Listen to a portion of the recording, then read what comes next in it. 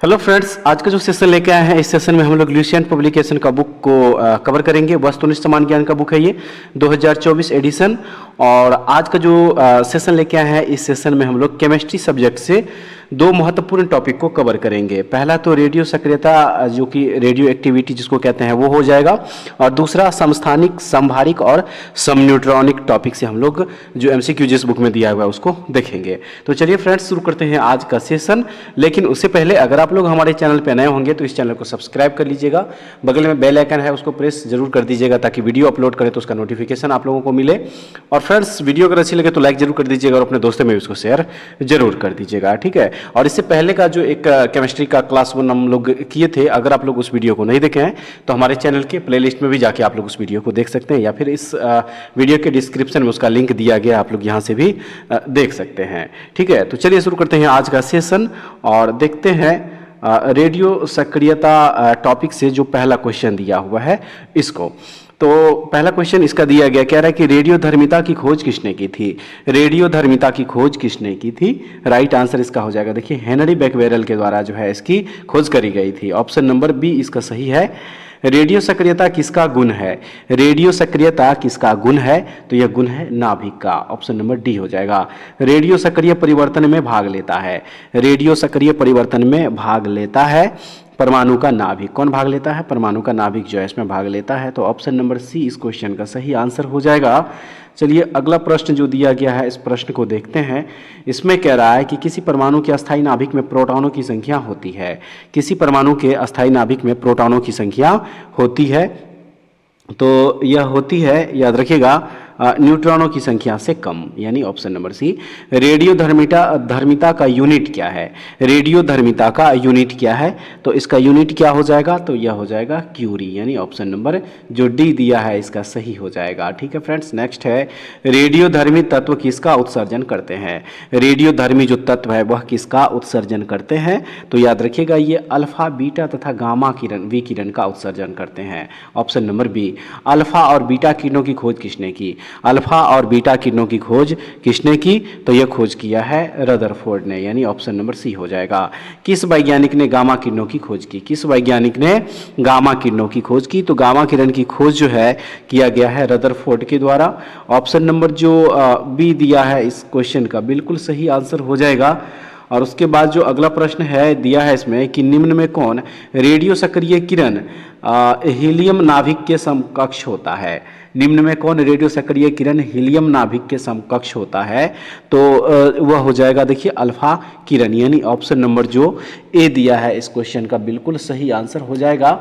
और चलिए अब नेक्स्ट क्वेश्चन जो है इसको देख लीजिए। क्वेश्चन नंबर 10 में दिया गया है कि नाभिक से निकलने वाले विकिरणों में किसकी वेधन क्षमता सर्वाधिक होती है? अल्फा किरणों की, बीटा किरणों की, गामा किरणों की, या फिर इनमें से कोई नहीं? तो सबसे जो अधिक वेधन क्षमता होती है वो होती है गामा किरणों की। तो ऑप्शन नंबर सी इसका सही हो जाएगा, अल्फा किरणें है। अल्फा किरणें क्या है? तो अल्फा किरणें जो है फ्रेंड्स वो हो जाएगा, देखिए, He++ आयन हो जाएगा, हीलियम। ऑप्शन नंबर जो बी दिया है इसका सही आंसर हो जाएगा। नेक्स्ट क्वेश्चन, अल्फा किरणों पर उपस्थित आवेश है। अल्फा किरणों पर उपस्थित आवेश कौन से हैं? तो वह आवेश हो जाए 2 इकाई धन आवेश, यानी ऑप्शन नंबर ए। बीटा किरणें बनी होती है।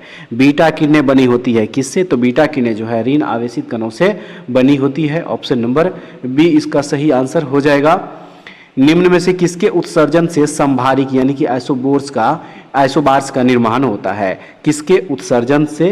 तो यह होता है बीटा किरण के उत्सर्जन से। Option number b. निम्नलिखित में से किसके उत्सर्जन से किसी तत्व का परमाणु क्रमांक 1 बढ़ता है? किसके उत्सर्जन से? तो याद रखिएगा ये बीटा किरण के उत्सर्जन से जो है किसी परमाणु क्रमांक 1 बढ़ता है, किसी तत्व का परमाणु क्रमांक 1 बढ़ता है, यानी ऑप्शन नंबर बी हो जाएगा सही आंसर।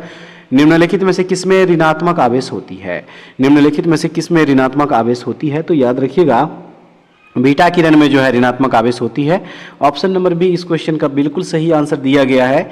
इलेक्ट्रॉन का समरूप कौन है? इलेक्ट्रॉन का समरूप कौन है? तो इसका समरूप होता है बीटा कण, यानी ऑप्शन नंबर बी, ठीक है। नेक्स्ट क्वेश्चन जो दिया है चलिए इसको देखते हैं। दिया है इसमें समान ऊर्जा की अल्फा किरणों की तुलना में बीटा किरणों की वेधन क्षमता अधिक होती है, क्योंकि? इसका रीजन क्या है?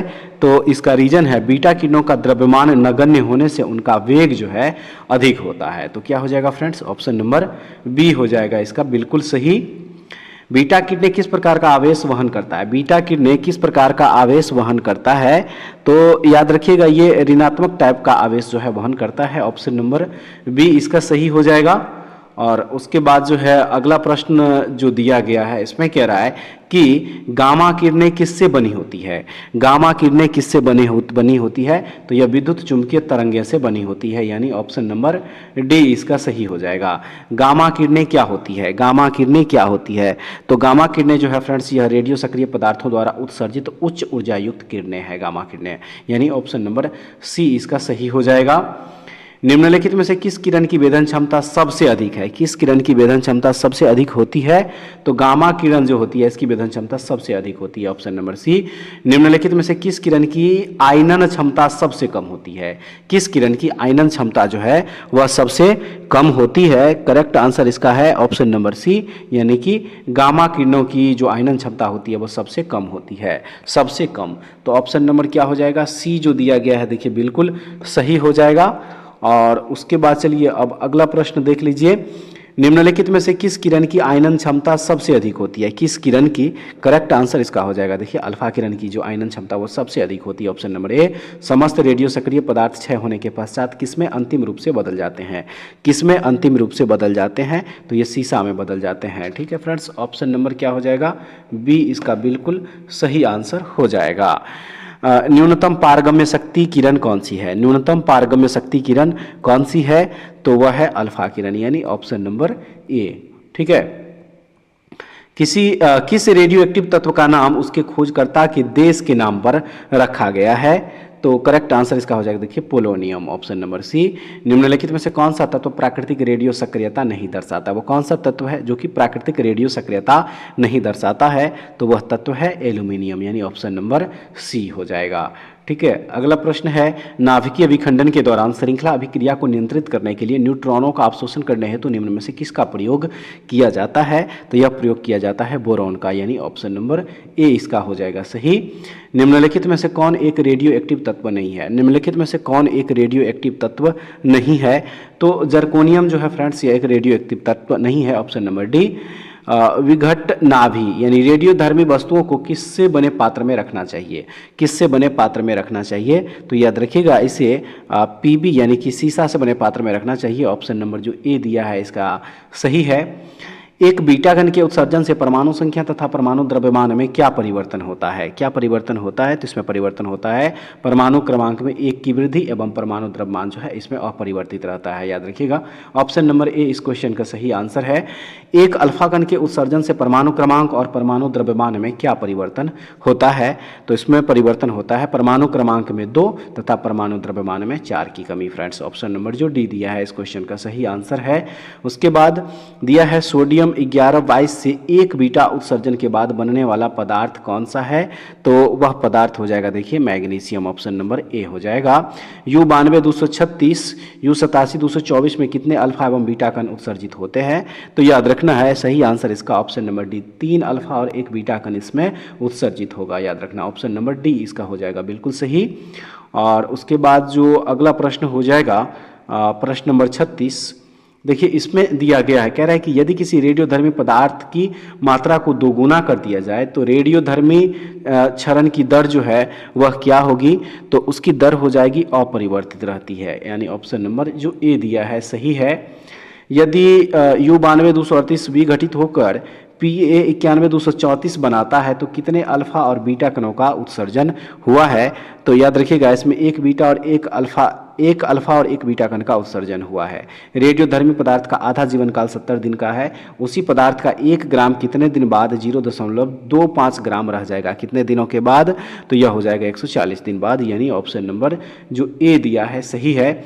यदि किसी रेडियोधर्मी पदार्थ का अर्ध जीवन काल 1 दिन हो तो 4 दिन के पश्चात उसकी प्रारंभिक मात्रा का कितना भाग शेष रह जाएगा? कितने दिन? सही है इसका देखिए 6.1/4% हो जाएगा, यानी ऑप्शन नंबर सी है सही।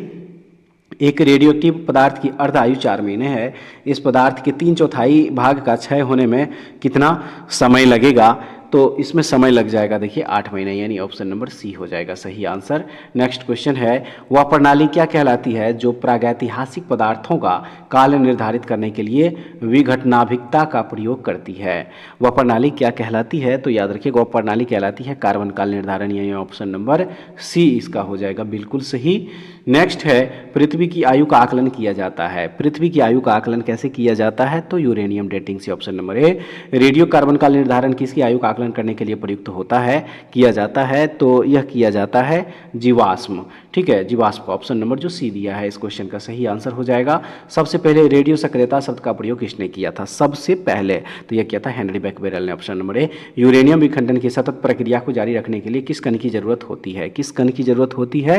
तो न्यूट्रॉन की, ऑप्शन नंबर सी हो जाएगा इस क्वेश्चन का सही आंसर। परमाणु बम का आविष्कार किसने किया था? परमाणु बम का आविष्कार किसने किया था? तो ऑटो हन के द्वारा जो है परमाणु बम यानी एटम बम का आविष्कार किया गया था फ्रेंड्स, ऑप्शन नंबर सी इस क्वेश्चन का सही आंसर दिया गया है। और चलिए अब अगला प्रश्न को देख लीजिए, परमाणु शक्ति संयंत्र किस सिद्धांत पर कार्य करता है? किस सिद्धांत पर कार्य करता है ये? तो ये नाभिकीय विखंडन के सिद्धांत पर काम करता है, ऑप्शन नंबर ए इस क्वेश्चन का सही आंसर है। नाभिकीय रिएक्टर के निर्माण के लिए निम्नलिखित में से कौन सा तत्व आवश्यक है? कौन सा तत्व आवश्यक है? तो वह तत्व है जिरकोनियम, ऑप्शन नंबर सी। निम्नलिखित में से कौन सा सौर ऊर्जा का स्रोत है? राइट आंसर इसका हो जाएगा नाभिकीय संलयन जो है यह सौर ऊर्जा का स्रोत है, तो ऑप्शन नंबर बी इसका सही आंसर हो जाएगा। नाभिकीय संयंत्रों में ग्रेफाइट का उपयोग किया जाता है किस तरह उपयोग किया जाता है? तो विमंदक की तरह किया जाता है फ्रेंड्स, ऑप्शन नंबर सी।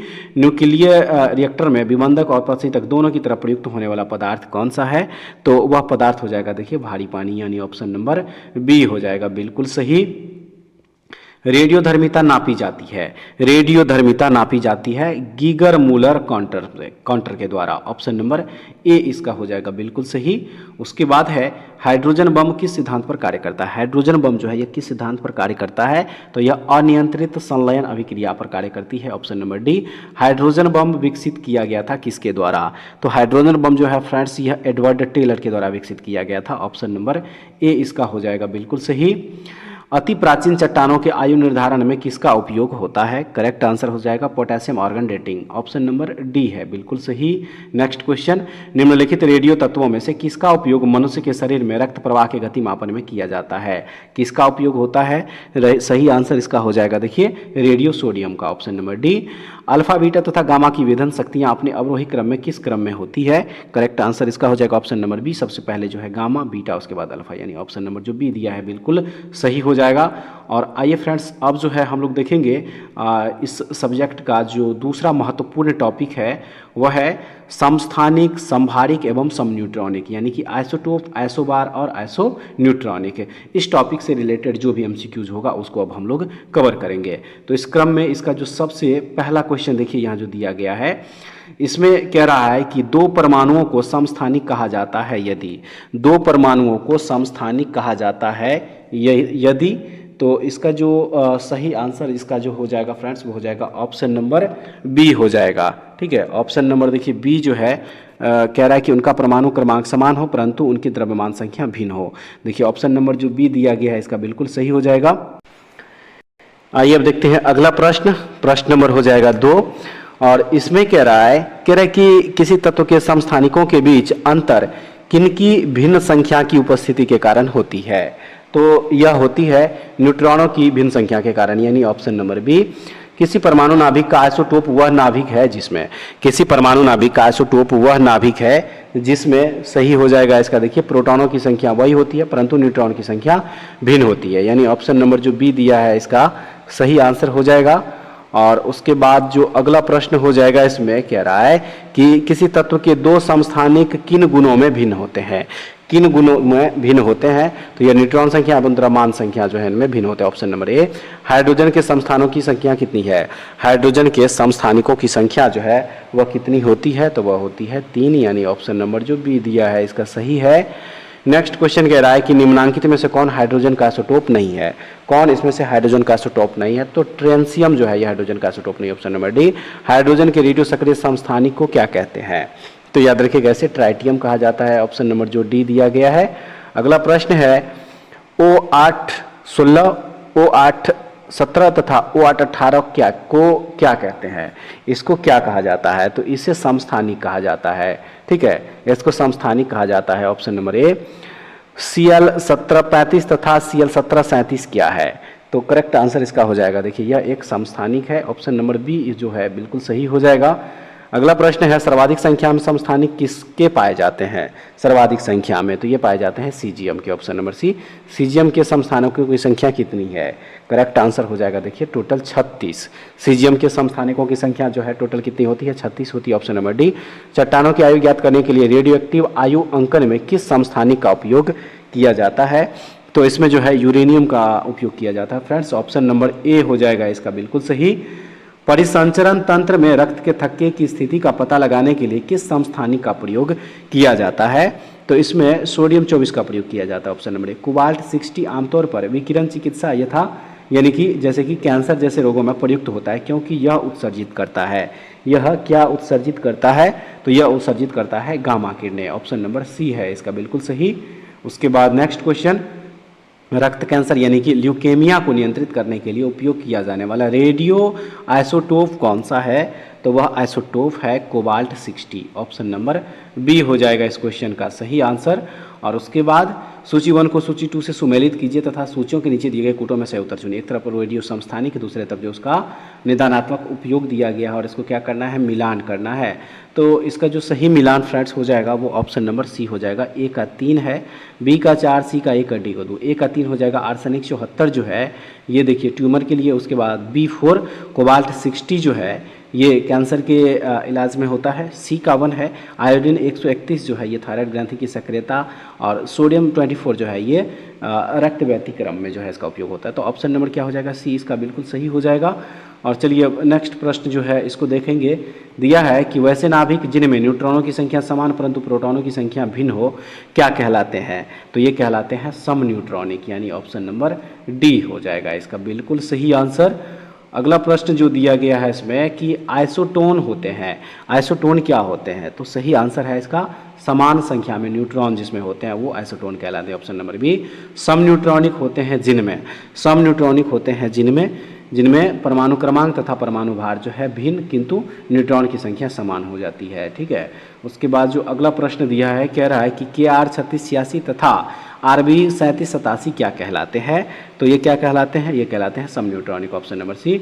निम्नलिखित में सम न्यूट्रॉनिक समूह है, निम्नलिखित में सम न्यूट्रॉनिक समूह जो है ऑप्शन नंबर जो डी दिया है ये हो जाएगा सम न्यूट्रॉनिक। ठीक है, उसके बाद जो नेक्स्ट क्वेश्चन हो जाएगा Li 37 तथा Be 48 क्या है, तो ये फ्रेंड्स हो जाएगा देखिए आइसोटोन हो जाएगा। P 1531 तथा Si 1430 क्या है, राइट आंसर इस क्वेश्चन का ऑप्शन नंबर डी सम न्यूट्रॉनिक हो जाएगा। चलिए अगला प्रश्न को देखते हैं। वे आयन जिनमें इलेक्ट्रॉनों की संख्या समान होती है क्या कहलाते हैं, तो ये कहलाते हैं सम electronic. Option number D. Al3+ किसके साथ सम इलेक्ट्रॉनिक है, सम इलेक्ट्रॉनिक है, तो यह है F-। ऑप्शन नंबर जो डी दिया है इसका बिल्कुल सही हो जाएगा। निम्नलिखित में से कौन सा युग्म सम इलेक्ट्रॉनिक आयन निरूपित करता है, तो करेक्ट आंसर हो जाएगा देखिए इसका Ca2+ H2-, यानी ऑप्शन नंबर जो डी दिया है। ठीक है, अगला प्रश्न AR 1840 K 1940 तथा Ca 2040 क्या है, तो यह हो जाएगा फ्रेंड्स ऑप्शन नंबर बी समभारिक हो जाएगा, जो कि ऑप्शन नंबर बी में इसका करेक्ट आंसर दिया हुआ है। नेक्स्ट है निम्नलिखित में से किसके उत्सर्जन से समभारिक उत्पन्न होते हैं, किसके उत्सर्जन से समभारिक उत्पन्न होते हैं, सही आंसर इसका हो जाएगा बीटा किरण के। ऑप्शन नंबर बी हो जाएगा बिल्कुल सही। उसके बाद समस्थानिकों में क्या होते हैं, समस्थानिकों में क्या होते हैं, तो ऑप्शन नंबर सी 2 और 3 हो जाएगा। भिन्न भौतिक गुण होते हैं और समान रासायनिक गुण होते हैं, याद रखिएगा ऑप्शन नंबर सी हो जाएगा बिल्कुल सही। अगला प्रश्न है ट्राइटियम में प्रोटॉन और न्यूट्रॉन की संख्या क्रमशः कितना होगा, तो करेक्ट आंसर इसका हो जाएगा ऑप्शन नंबर बी 1p2n हो जाएगा। तत्वों का कौन सा युग्म समभारिक परमाणु वाला है, तो राइट आंसर इसका हो जाएगा, देखिए AR 1840 और CA 2040, यानी ऑप्शन नंबर जो डी दिया है इसका बिल्कुल सही आंसर हो जाएगा। तो फ्रेंड्स इस तरह से जो है आज हम लोग ल्यूसेंट पब्लिकेशन का केमिस्ट्री सब्जेक्ट से जो है क्लास नंबर 2 आज कवर किए हैं। उम्मीद करते हैं कि आज का जितना भी क्वेश्चन था वो आप लोगों के एग्जाम पॉइंट ऑफ व्यू से काफ़ी महत्वपूर्ण होगा। और फ्रेंड्स वीडियो को शुरू से लेकर अंत तक जरूर देखिएगा और उस पर कमेंट्स करके जरूर बताएगा कि सेशन आप लोगों को कैसा लगा। और इसका PDF जो है हमारे टेलीग्राम चैनल पे अपलोड कर दिया जाएगा, तो आप लोग वहाँ से इसको डाउनलोड करके रिविजन भी कर सकते हैं। ठीक है, तो ऐसे वीडियो के लिए हमारे चैनल से जुड़े रहिए। नेक्स्ट वीडियो में दोबारा फिर से मिलते हैं, तब तक के लिए जय हिंद।